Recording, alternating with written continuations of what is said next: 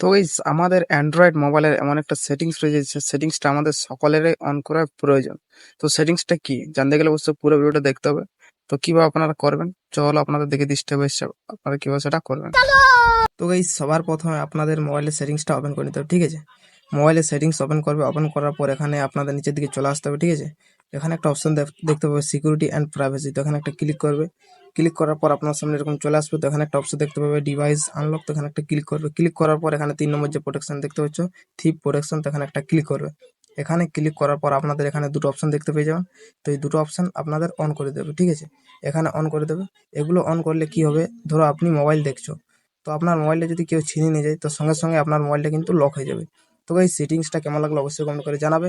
আর এরকম নতুন নতুন ভিডিও দেখতে চাইলে অবশ্যই আমাদের পেজটি ফলো করে রাখবেন, এবং যারা ইউটিউব থেকে দেখছেন অবশ্যই ইউটিউব চ্যানেলটি সাবস্ক্রাইব করে রাখবেন। তো দেখা হচ্ছে পরবর্তী একটা নতুন ভিডিও নিয়ে। Thanks for watching this video.